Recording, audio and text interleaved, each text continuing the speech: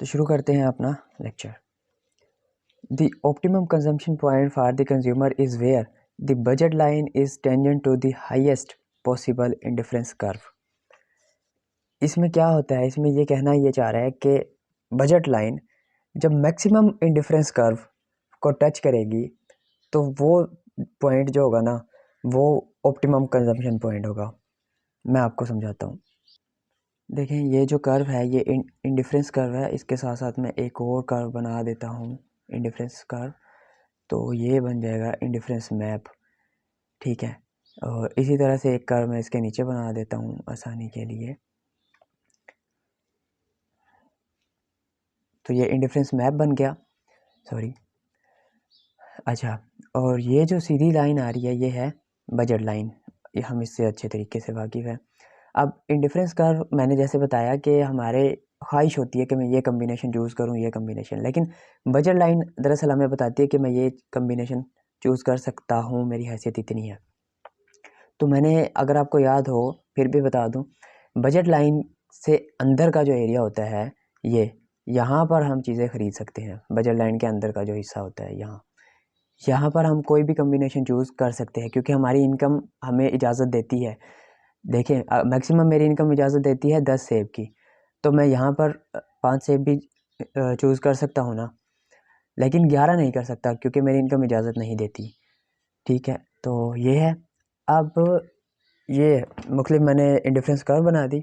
अब वो ये कह रहा है कि जहाँ पर budget line indifference curve maximum indifference curve को टच करेगी ना, वो पॉइंट ऑप्टिमम कंजम्पशन पॉइंट होगा। अब देखें, बजट लाइन इंडिफरेंस कर्व को यहाँ पे टच कर रही है, पहली वाली यहाँ पे ये टच कर रही है, लेकिन ये ऑप्टिमम पॉइंट क्यों नहीं होगा? क्योंकि इस कम्बिनेशन में, इस इंडिफरेंस कर्व का ये जो मैंने कम्बिनेशन बनाया है इसमें चीज़ें कम सेलेक्ट हुई है। हालांकि मेरी इनकम ज़्यादा है तो मैं तो अपनी इनकम के मुताबिक ज़्यादा से ज़्यादा चीज़ें हासिल करने की कोशिश करूँगा ना। अब मैं देखता हूँ दूसरी कर्व, नंबर 2 जो कर्व है, नंबर 2 कर्व इंडिफरेंस कर्व को कहाँ टच हो रही है? यहाँ पे टच हो रही है, ठीक है। तो एक पॉइंट ये हो गया। उसके बाद अगली कर्व देखूंगा मैं, इंडिफरेंस कर्व ये वाली है 3 नंबर। इस पे तो बजट लाइन टच ही नहीं हो रही।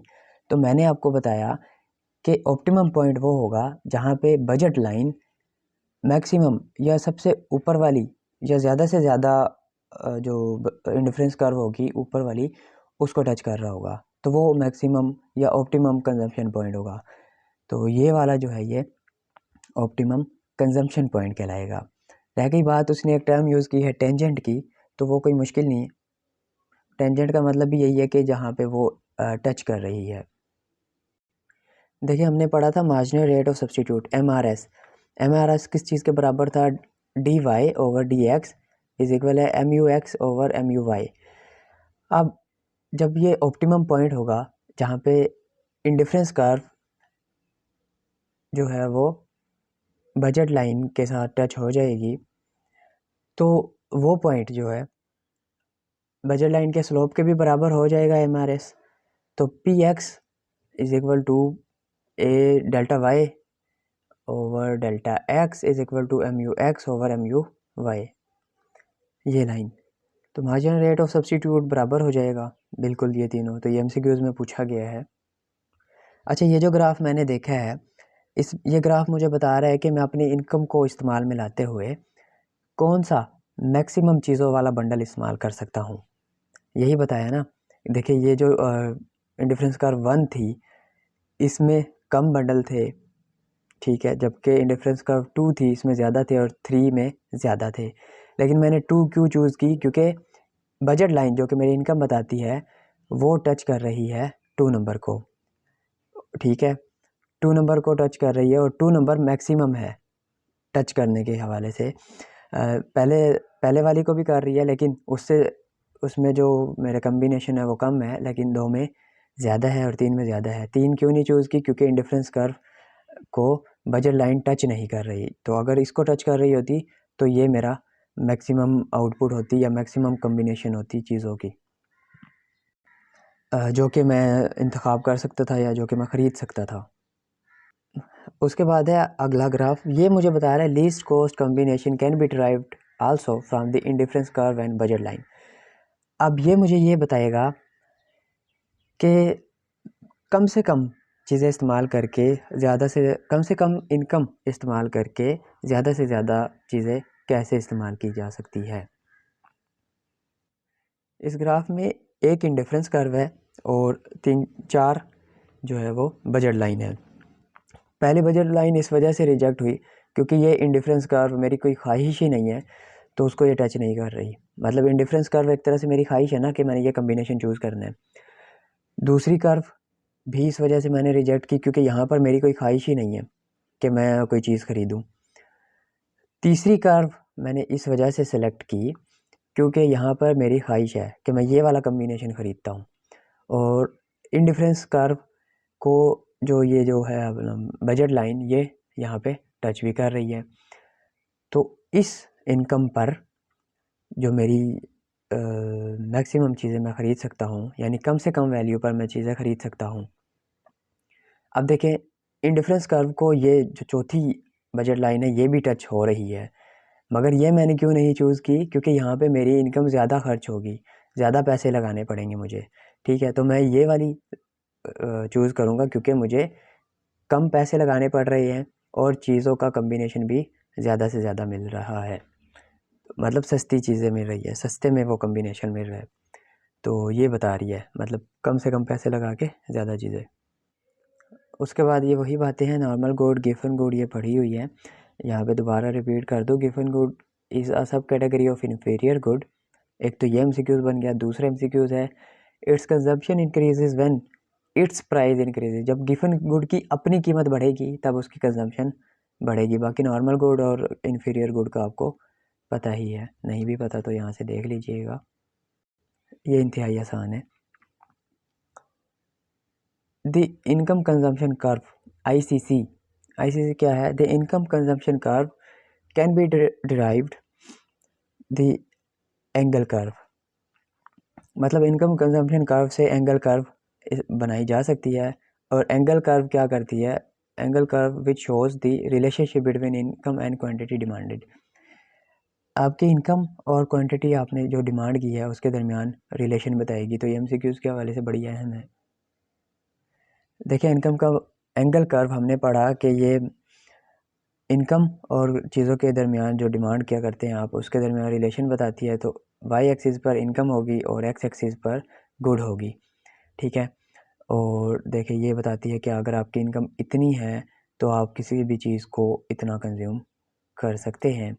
अगर आपकी इनकम बढ़ी तो आप उस किसी भी चीज़ की कंजम्पशन जो है वो बढ़ा सकते हैं, क्योंकि आपके पास चीज़ें ख़रीदने की कैपेसिटी ज़्यादा है, सलाहियत ज़्यादा है। और जब ज़्यादा बढ़ेगी तो ये आप ज़्यादा चीज़ें ख़रीद सकते हैं। ठीक है, तो ये एंगल कर्व हमें सादा सी बात ये बताती है। और angle curve shows the positive relationship between income and quantity demanded of normal good. बिल्कुल ऐसे ही है, ये नॉर्मल गुड है। नॉर्मल गुड ऐसी गुड होती है जिसकी डिमांड बढ़ती है जब आपकी इनकम बढ़ती है। ये देखें यहाँ आपकी इनकम इतनी थी तो आप इसकी जो डिमांड कर रहे थे इतनी कर रहे थे, जो कि मैं अगर इसको नंबरिंग करूँ तो ये देखें जब मेरी इनकम 200 रुपये थी तो मैं कितने यूनिट ख़रीद रहा था? 5। जब मेरी इनकम बढ़ी 300 रुपये हो गई तो नॉर्मल गुड मैं कितनी ख़रीद रहा हूँ? 10। और जब मेरी इनकम 400 हो गई तब मैं कितनी चीज़ें ख़रीद रहा हूँ जनाब? तब मैं चीज़ें ख़रीद रहा हूँ ये 15। ठीक है, तो ये पॉजिटिव रिलेशन बताती है। As income increases quantity demanded for normal good also increases. ये सादा सी बात है। इसी तरह आप इन्फीरियर गुड का बता सकते हैं कि उसकी क्वांटिटी कम होती जाएगी। उसके बाद है price consumption curve PCC consumption curve traces out the optimum choice of consumption at different prices. ये बात समझ आई है? मैं आपको बताता हूँ। देखिए पहले हमने जो ऑप्टिमम पॉइंट निकाला है कंजम्पशन का, वो हमने निकाला अपनी इनकम के हिसाब से, अगर मेरी इनकम में तब्दीली हो। दूसरा ऑप्टिमम कंजम्पशन तब भी तो हो सकता है जब चीज़ें सस्ती हों या महंगी हों। मैं 2 चीज़ें ख़रीदना चाह रहा हूँ, सेब और माल्टे, अगर सेब की कीमत कम हो जाती है तो मैं ज़्यादा ख़रीदूँगा ना, या ज़्यादा ख़रीद सकता हूँ क्योंकि उसकी कीमत कम हो गई। पहले मैं अपनी इनकम के हिसाब से 10 ख़रीद सकता था, कीमत कम हो गई तो वो मैं ज़्यादा ख़रीद सकता हूँ। या अगर किसी 2 चीज़ों की कीमत है और उनमें से किसी एक की भी कीमत कम या ज़्यादा होती है तो क्या होगी, जो कर्व है वो पिवट होगी। आपको मैंने पिछले लेक्चर में भी बताया था, आज भी बता देता हूँ, यहाँ ग्राफ से भी समझा दूंगा। कर्व पिवट होगी अगर एक की कीमत तब्दील होती है, अगर दोनों की तब्दील होती है तो कर्व शिफ्ट होगी। ये देखें जनाब ये ग्राफ, इसमें ये देखें जो पहली मेरे पास कर्व थी वो बजट लाइन की, वो ब्लू थी, ठीक है। अब किसी भी एक चीज़ की वैल्यू कम हुई, एक चीज़ की कीमत प्राइस कम हुई तो उसकी डिमांड क्या होगी, बढ़ जाएगी, जबकि दूसरी की वहीं रहेगी। तो ये पिवट आउट हो जाएगी, ठीक है। ये यहाँ से यहाँ आई है, ब्लू से देखे इस तरफ आगे की तरफ बढ़ी है, तो ये क्या हुई, पिवट पिवट आउट हुई है। और अगर इसी तरह से डिमांड जो है किसी भी एक चीज़ की वाई की अगर हो तो फिर जो कर्व बनेगी वो यहाँ पे आके मिलेगी, तो ये इसी पॉइंट पर रहेगी जबकि दूसरी चेंज हो जाएगी।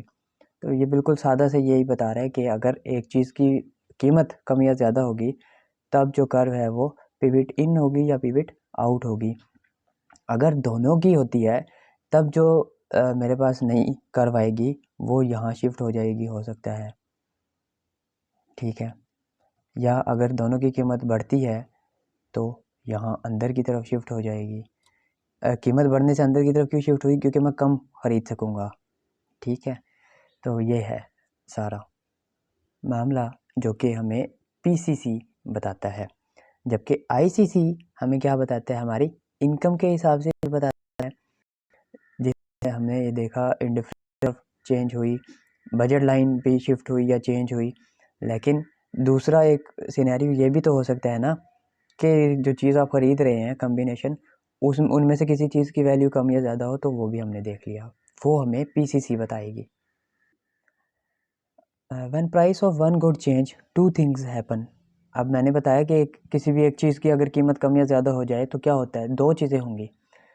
One, the purchasing power of consumer change. जाहिर सी बात है, अगर किसी चीज़ की कीमत कम हुई तो हम उसको ज़्यादा ख़रीद सकते हैं, तो ये परचेजिंग पावर हमारी बढ़ गई और इससे क्या होगा, बजट लाइन शिफ्ट होगी, due leads to income effect, तो बजट लाइन शिफ्ट होगी। Secondly, the slope of budget line change due to change of the relative price ratio, और ये क्या होगा, सब्स्टिट्यूशन इफेक्ट। स्लोप चेंज होने वाली, अभी जो मैंने आपको ग्राफ बताया वो स्लोप चेंज हो रहा था उसमें, यानी पिवट इन और पिवट आउट, ये स्लोप चेंज होता है। जबकि शिफ्ट होने वाला वो भी मैंने आपको बताया कि अंदर की तरफ एक कर्व मैंने ड्रा की और एक बाहर की तरफ ड्रा की, तो ये दोनों बातें बता रहा है यहाँ पे। उसके बाद है the substitution effect of a price rise is always negative. देखिए सब्स्टिट्यूशन इफेक्ट यही होता है ना कि अगर एक चीज़ की कीमत बढ़ी तो आप दूसरी चीज़ ख़रीदना शुरू हो जाएंगे, तो यही है, हमेशा नेगेटिव होता है। While the income effect of a price rise on the consumption of a normal good is negative. Normal good का भी नेगेटिव होता है, ठीक है। अगर किसी चीज़ की कीमत बढ़ती है, आपकी इनकम तो सेम है लेकिन आपकी परचेजिंग पावर कम हो जाएगी। मिसाल के तौर पे आप 100 रुपये में, आपकी इनकम 100 रुपये है और 100 रुपये में आप 5 लेज़ के पैकेट ख़रीद सकते थे। अब लेज़ का पैकेट 30 रुपये का हो गया तो आप कितने ख़रीद सकते हैं, 4 ख़रीद सकेंगे अपनी इनकम के हिसाब से। तो नेगेटिव हुई ना, पहले 5 थी अब 4 हो गई, तो इसकी कंजम्पशन नेगेटिव हो जाएगी। The income effect for an inferior good is positive. साफ सी बात है, जब आपकी इनकम किसी चीज़ की प्राइस बढ़ती है और आप वो चीज़ें नहीं ख़रीद सकते तो आप इन्फीरियर गुड की तरफ जाते हैं और इन्फीरियर गुड की फिर जो डिमांड है वो बढ़ जाएगी, तो ये पॉजिटिव होगी। तो ये एमसीक्यूज़ के हवाले से ये अहम है, ये इंतहाई अहम, याद रखें, रट्टा लगा लें, मैं तो कह रहा हूँ, बल्कि रट्टा लगाने की ज़रूरत नहीं है, समझा दी है मैंने, ठीक है। उसके बाद है लिमिटेशन है इंडिफरेंस अप्रोच की, ये 5 नंबर के हवाले से इंतहाई अहम सवाल है। इसमें से कोई 3 या 4 आप याद रख लें। सबसे पहली है indifference curve analysis is only possible for 2 और बेस्ट फॉर 3 गुड्स। देखिए आप इंडिफरेंस कर्व 2 या 3 चीज़ों के लिए ही बना सकते हैं। अगर कॉम्बिनेशन में आपके पास 5 या 8 चीज़ें हैं तो आप नहीं बना सकते, क्योंकि बड़ा मुश्किल होगा आपके लिए वो उसका कॉम्बिनेशन ड्रा करना। It is almost impossible to practically draw indifference curve.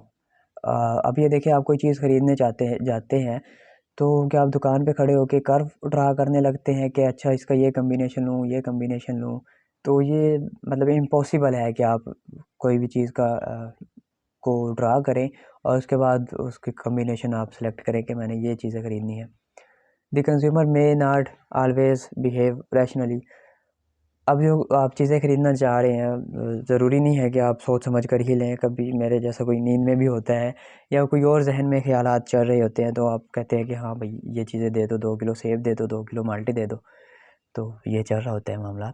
उसके बाद है the consumer may not always realise the level of utility from the consumption. Ex post का मतलब होता है कि चीज़ें ख़रीदने से पहले एनालाइज किया जाए। कंज्यूमर यही बात है कि चीज़ ख़रीदने से पहले नहीं सोचता कि अच्छा मैं 2 दर्जन सेब लूँ या 2 किलो सेब लूँ या 2 दर्जन केले लूँ, तो ये चीज़ें हैं एक्सपोस्ट। और शी ओरिजिनली एक्सपेक्टेड एक्स एंटे, तो वो बाद में उसका वो पता चल रहा होता है उसको, ये है x एंटे। Indifference curve analysis can not help when one of the good is a durable good. ये एनालिसिस उस वक्त नहीं होता जब एक चीज़ ड्यूरेबल हो। तो ये इसकी कुछ लिमिटेशंस थी और इसी के साथ ये लेक्चर ख़त्म हो गया। अगर ये वीडियो आपको पसंद आई है तो लाइक करें, चैनल को सब्सक्राइब। मिलते हैं अगले लेक्चर में, तब तक अल्लाह हाफ़िज़।